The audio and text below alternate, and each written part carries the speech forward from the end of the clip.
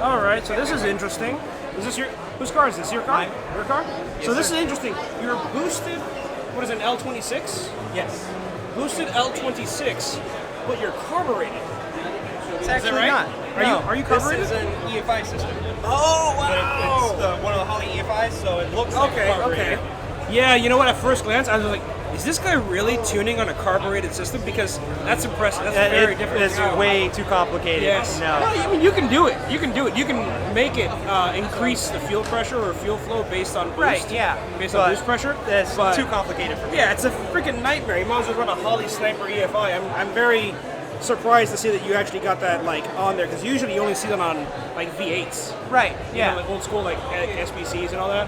So yeah, ultimately you're just looking for, you know, metering the fuel flow based on RPM, based on fuel pressure. So Right. you know, based on boost pressure. So cool.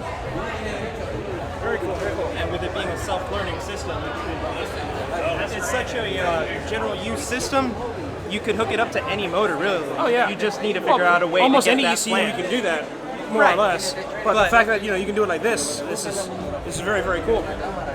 Well, I like to be a little original. Yeah. Although I think you still have to tune the ignition timing on your own. Is that right? Correct. Yes, that's its own separate system. Okay. Okay. Yeah. Fuel can kind of figure it on its own, more or less. But the ignition setup on here is fixed, so you only have one ignition setting. Really. So the Well, in order for so it to be compatible with the Holley. I it see. has So to the lock. Holley EFI is, well, you can't do that. If you were to do that, then it would never run properly. It You runs. can't. Well, you have a distributor, right? Yes. Okay, so the distributor is advancing and retarding the ignition for you. It's actually pinned, so it no longer advances and retards. Really? Yes. So there's a So there's a what's- separate standalone system for the coil. Okay, so you're controlling the ignition timing separately. Correct. Okay, that makes sense. But it's still getting the ignition reading from the distributor. right, of course. It still needs to know the cam position. Correct. Right. Okay. Okay.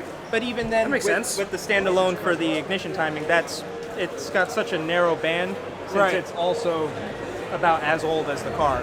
Oh wow. So effectively, you have whatever. Curious to know how you're doing that. That's interesting.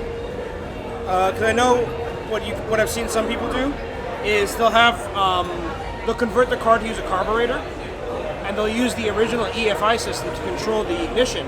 Right. The carburetors are controlling the fueling. That's actually what I'm in the middle of doing with my other car. But the Holley EFI can't control the ignition timing? It can, but then I would have to swap out to the distributor from a different model Datsun. I see.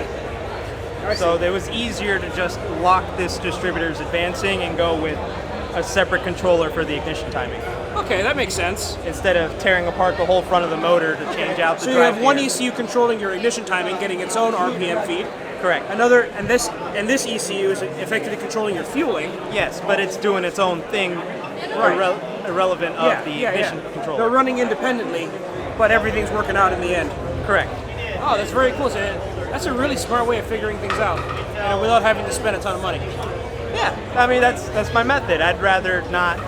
Otherwise, I wouldn't even be here today. Yeah. It'd still be in about 40 Yeah, and you know what? different pieces. Keeping it original with the ignition wires, because you could just convert it to coil unplugged. Right. Everyone does coil unplug. Yeah, coil Everyone does an unplug. RB swap. Yeah. No one's got the original motor in one of these Yeah. nowadays. Yeah, because everybody's, you know, L28, L26 is all like blown up, right? Because it's like 30, 40, 50 years old. So, you know, kudos to keeping the original engine in there. Very cool. Well, I didn't want to take away from the car because it's still a numbers matching car. This is the original motor Really? transmission for this car. Interesting. And it's only got 75,000 miles on it. 75,000 miles. So this is a 260Z, only 75K on the clock. That's fascinating. What year is it? 74. It's a 74. 260 was only sold Wow, so in this was 74. almost 50 years old. Correct. Wow. This was a 1 year only car. Dude, this is awesome. This is awesome. Thank you. So yeah, when you had told me that you had locked the ignition timing, I'm like, well, you can just lock it like 10 degrees of advance and it'll run. You can drive around, yeah, but it'll correct. overheat. It is locked a little bit advanced, Yeah. Okay. but it runs. Very cool. It doesn't like idling. Really? No. You might be able to tune that with the ECU, but you got to tune like 2 ECUs now. Right. but it's also, I kind of messed up on designing this intake manifold. Right. With these U-pipes at idle, fuel pools down at the bottom. So then as soon as I just lift the throttle slightly, it sucks all that excess fuel, bogs it down. Okay. You might be able to design around that. Right, I just have to, this was version 1, so Right. version 2 would be much more efficient. Cool, man. Well, kudos to you for doing some backyard engineering. Thank you. See you, bro. I'm out.